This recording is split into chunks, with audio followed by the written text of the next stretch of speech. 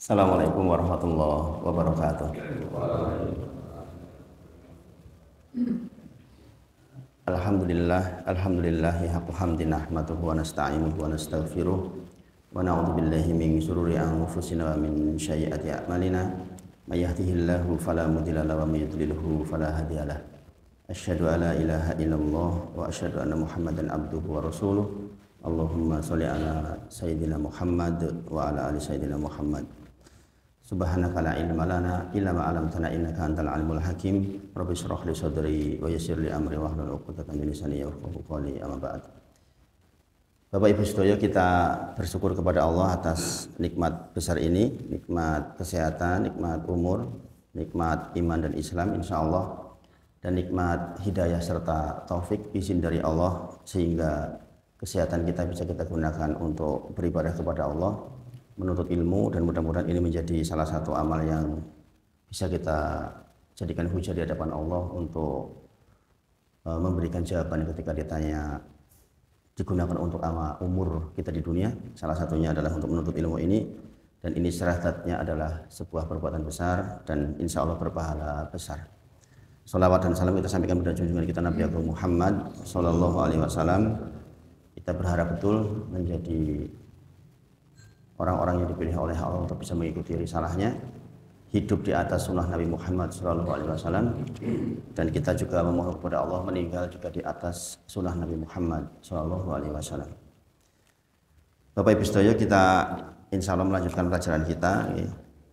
Dikabarkan katanya Ustadz Rosid ada sedikit kecelakaan sih. Semoga Allah segera menyembuhkan beliau, guru kita ya. Mudah-mudahan dimudahkan urusan pengobatannya insya Allah. Hafidhullah ta'ala, semoga Allah menjaganya. Bapak Ibu, sebelum saya masuk ke kitab sholat lagi, saya bacakan satu hadis yang di kitab Sama'il ya. Kitab Sama'il tentang manfaat mempelajari kitab Sama'il. Sebenarnya di sini disebutkan sekitar plus minus 9. Ada 9 manfaat besar, cuma tidak saya bacakan, nanti jenengan mungkin bisa baca sendiri. Adapun di bab 1 dari kitab Sama'il ini adalah membahas tentang postur tubuh Rasulullah Shallallahu Alaihi Wasallam. Postur tubuh Rasulullah Shallallahu Alaihi Wasallam. Pada bab pertama ini Imam Abu Isa Muhammad At-Tirmidzi, kita tahu nih pengarangnya adalah Imam At-Tirmidzi, mengawali pembahasan dengan mencantumkan beberapa hadis yang menjelaskan tentang postur tubuh Nabi Muhammad Sallallahu Alaihi Wasallam, baik dari segi tinggi, warna kulit, rambut maupun beberapa hal lainnya. Adapun penjelasan tentang akhlak mulia beliau Sallallahu Alaihi Wasallam, insya Allah akan disebutkan pada pembahasan-pembahasan selanjutnya. Jadi bab 1 ini menyebut tentang postur tubuh Nabi Muhammad Sallallahu Alaihi Wasallam. Beliau memberikan catatan di sini, Allah Subhanahu wa taala telah mengaruniakan kesempurnaan fisik kepada Rasulullah Shallallahu alaihi wasallam, sebagaimana Allah juga melimpahkan karunia berupa sifat dan akhlak terpuji kepada beliau Shallallahu alaihi wasallam.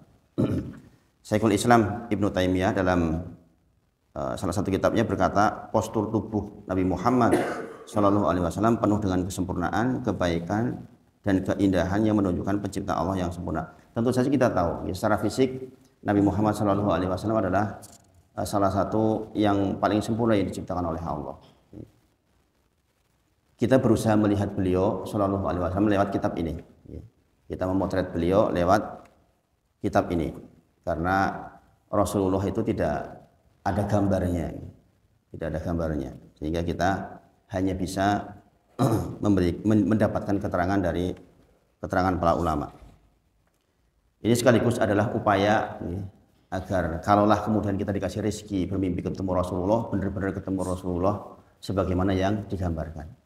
Karena sekali lagi, setan tidak bisa meniru Rasulullah, menyerupai Rasulullah nggak bisa setan. Tapi setan mengaku sebagai Rasulullah bisa nggak? Bisa. Bagi siapa? Bagi orang-orang yang belum mengenalinya. Bagi orang-orang yang belum mengenalinya. Adapun kita yang memulai pembelajaran seperti ini, andai diberi rezeki bertemu dengan Nabi Muhammad SAW dalam kondisi fil manam, di dalam mimpi kita, maka insya Allah kita bisa mencirikannya. Saya bacakan satu ya, artinya mawon ya. Hadis pertama, Abu Roja Qutaibah bin Sa'id mengabarkan kepada kami dari Malik bin Anas, dari Robi'ah bin Abi Abdurrahman, ia mendengar Anas bin Malik radhiyallahu anhu berkata. Jadi Anas bin Malik yang menyampaikan qaulnya. Kata beliau, Rasulullah bukanlah orang yang berperawakan terlalu tinggi dan terlalu pendek, rata-rata. Jadi orang yang tingginya rata-rata. Dan ini baik Bapak Ibu. Itulah mengapa ada istilah kalau menikah pun harus sekufu. Jangan pernah dengar sekufu itu berarti yang setara, betul, yang setara. Makanya katakan di dalam qul huwallahu ahad Allahus samad lam yalid wa lam yulad wa lam yakul lahu kufuwan ahad. Tidak ada yang setara. Sebaliknya ketika kita menikah atau bermasyarakat atau hidup atau apapun, sebaiknya memang yang sekufu. Jadi menjadi orang yang rata-rata di situ tuh menjadi salah satu upaya untuk mendapatkan kebahagiaan. Contoh misalnya jenengan seorang profesor, kemudian hidup di tengah-tengah yang seluruh masyarakatnya lulusan SD, itu jenengan nggak sekufu itu. Jazakallahu khair. Jenengan akan diskusi sama siapa? Nggak bakal nyaman.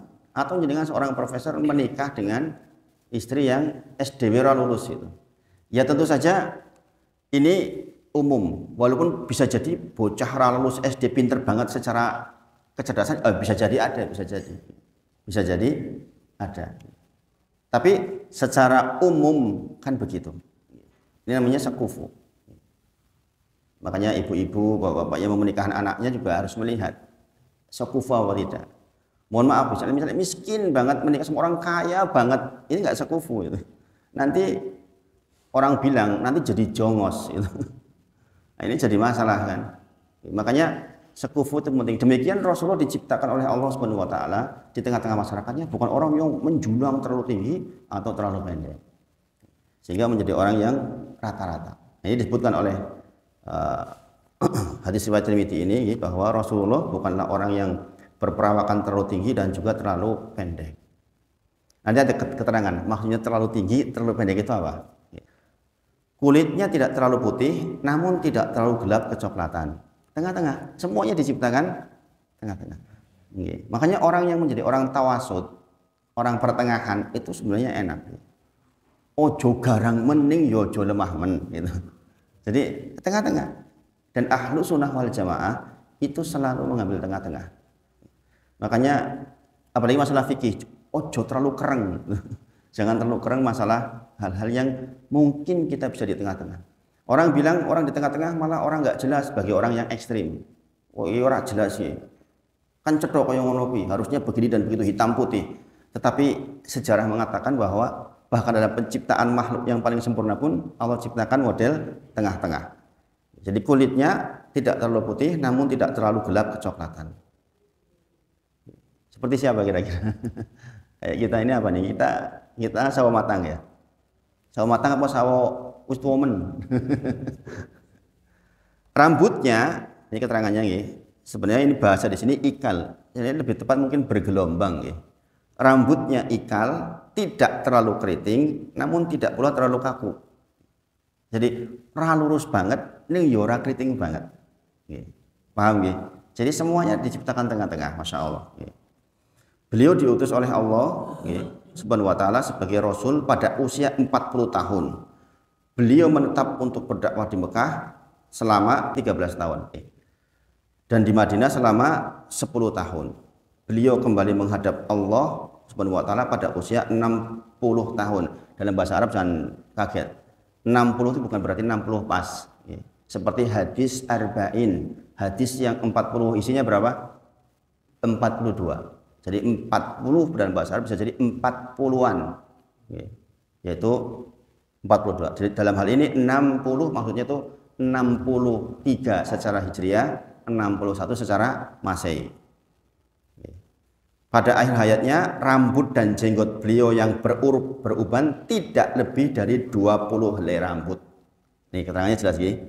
Dari hadis pertama kita tahu rambut dan jenggot beliau yang beruban tidak lebih dari 20 helai rambut. Sebagian riwayat mengatakan rambut beliau, rambut ini kan rambut dan jenggot, rambut beliau itu 7 helai yang putih. Berarti kalau ada orang bermimpi, oh ya wong bengi ketemu, oh putih kabeh rambutnya itu Rasulullah. Setan itu. Makanya dengan kita mengenali seperti ini, nanti kita akan secara tahap demi tahap akan mendapati Nabi Muhammad SAW di dalam mudah-mudahan Allah rezeki kasih kepada kita untuk bertemu walaupun di dalam mimpi. Nah, mengenai ucapan Anas bin Malik, karena Rasulullah laisa adapun Rasulullah SAW orang yang berperawakan tidak terlalu tinggi dan tidak terlalu pendek, maksudnya dapat diketahui bahwa Rasulullah SAW memiliki postur tubuh yang proporsional. Tidak terlalu tinggi dan tidak terlalu pendek. Namun jika kita melihat tambahan redaksi riwayat yang menggunakan kata-kata terlalu tinggi, maka dapat dipahami bahwa postur tubuh Rasulullah cukup tinggi, tapi tidak sampai melebihi ukuran tinggi proporsional orang dewasa saat itu. Maksudnya begini, bahasanya digunakan di dalam riwayat yang tambahannya itu tidak terlalu tinggi. Kalau tidak terlalu tinggi berarti asalnya tinggi apa pendek? Tinggi berarti. Tidak terlalu tinggi maksudnya ya Rasulullah itu ya tinggi, tetapi tingginya proporsional. Itu bahasa yang lebih pas itu, seperti itu. Nah ini hadis pertama, keterangannya panjang lebar sebenarnya, diure dari kata per katanya, maksudnya per kata di dalam hadisnya diurekan. Tapi saya bacakan ini dulu untuk perkenalan kepada panjenengan.